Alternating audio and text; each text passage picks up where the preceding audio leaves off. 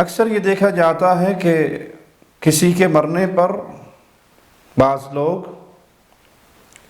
اس کے جنتی یا جہنمی ہونے کا فیصلہ سنا دیتے ہیں، فلاں جنتی ہے، اور جو مخالفین ہیں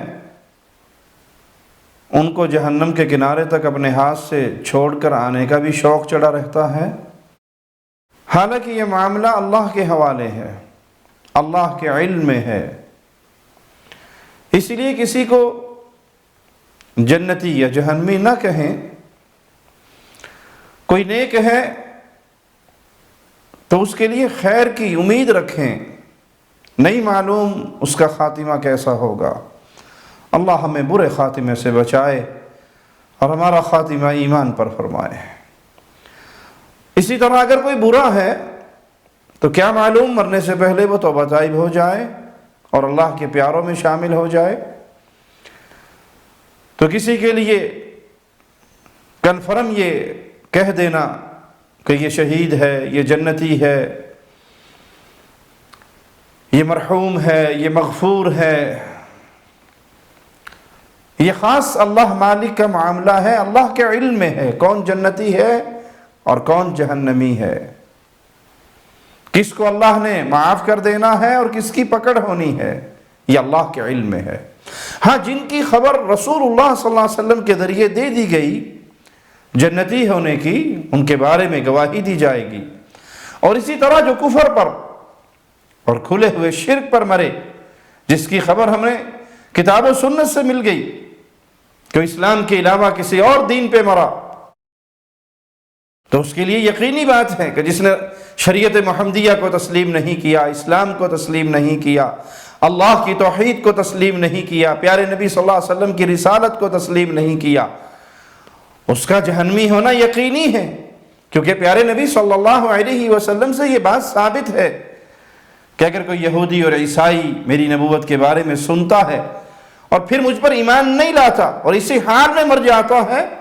تو وہ جہنم کا ایندھن ہے، کما قال علیہ الصلوۃ والسلام۔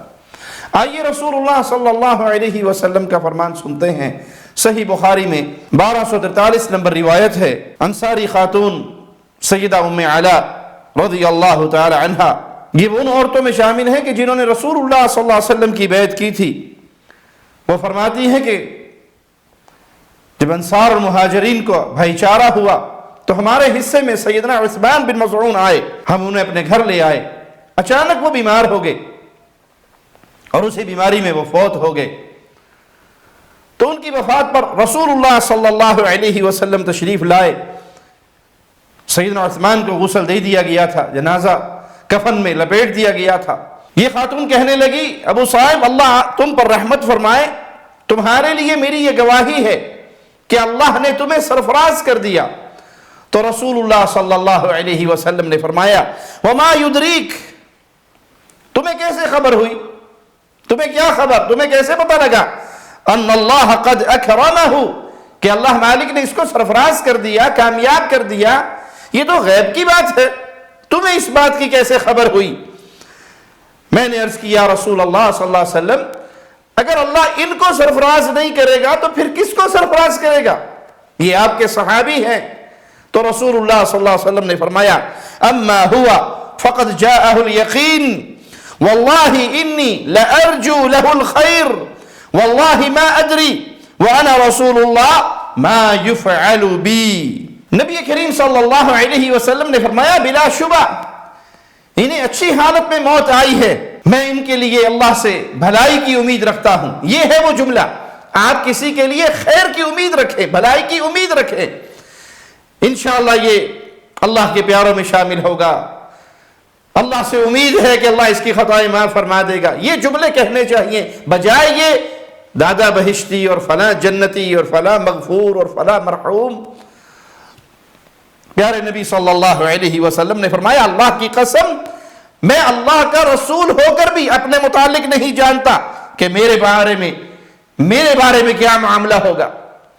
یہ خاتون کہنے لگی کہ پھر اس کے بعد میں نے کبھی کسی کی پاک دامنی کی گواہی نہیں دی۔ اور ایک روایت میں یہ الفاظ ہیں کہ رسول اللہ صلی اللہ علیہ وسلم نے فرمایا، ما یفعل بہ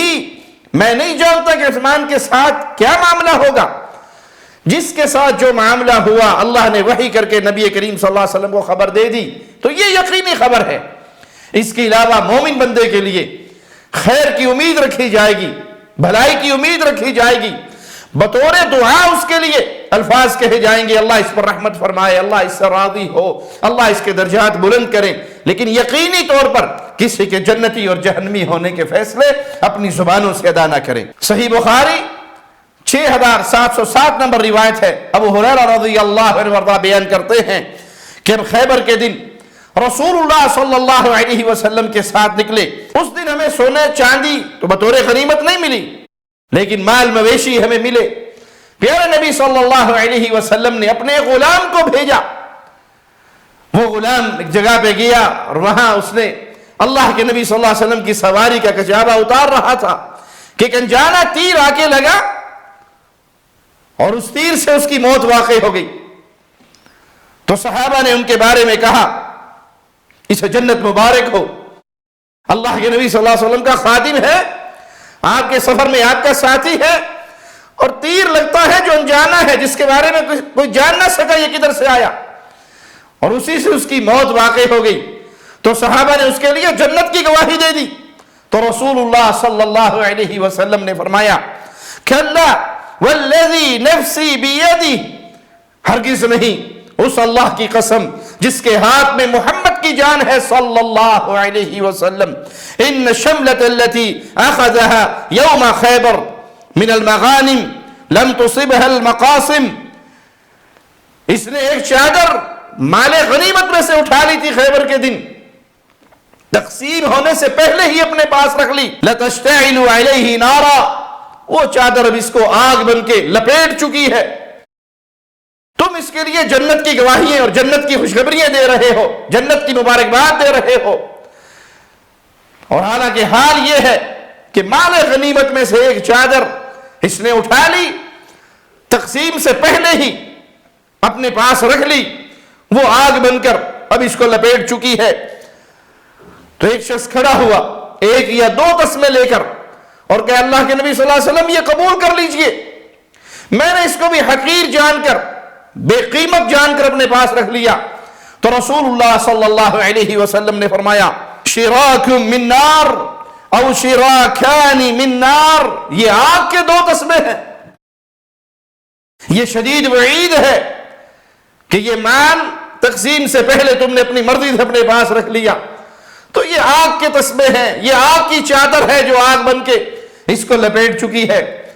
تو پیارے بھائی، خاص طور پہ وہ بھائی جن کے پاس امت کا پیسہ، امت کا مال،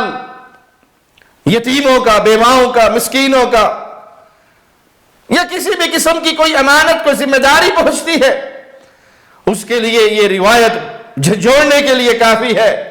کہ زندگی میں اپنے معاملات درست کر لو، وگرنہ دو تسمے بھی اگر چوری سے اپنے پاس رکھ لیے یا چھپا کے اپنے پاس رکھ لیے یا ان کو بے وقعت جان کے اپنے پاس رکھ لیا اور وہ تقسیم کے لیے پیش نہیں کیے، جمع نہیں کروائے، تو اللہ کے نبی صلی اللہ علیہ وسلم نے ان دو تسموں کو بھی آگ کے تسمے قرار دے دیے۔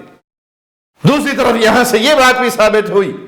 کہ پیارے بھائی، یہ جنتی اور جہنمی کے فیصلے اللہ کے علم میں ہیں۔ عقیدے کی بنیاد پہ ضرور کہا جائے گا کہ یہ عمل شرک اکبر ہے، اس کا ارتکاب کرنے والا وہ جنت کی خوشبو سے محروم ہے، وہ اللہ کی جنت میں نہیں داخل ہو سکتا۔ مشرک جب تک سوئی کے ناکے میں سے اونٹ نہ گزر جائے، جیسے اس کا گزرنا ناممکن، اسی طرح مشرک کا جنت میں جانا ناممکن۔ اور کسی سے شرکی اکبر واضح طور پہ مل رہا ہو اور جب تک اس سے برات ثابت نہ ہو تب تک اس کو اہل ایمان والا پروٹوکول دینا یہ بھی درست نہیں ہے۔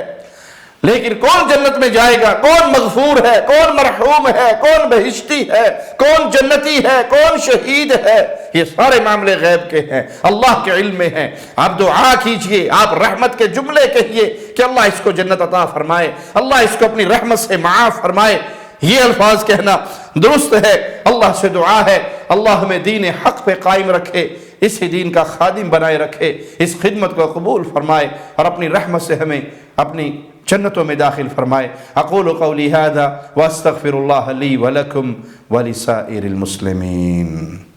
شب گریزاں ہوگی آخر جلوائے خورشید سے،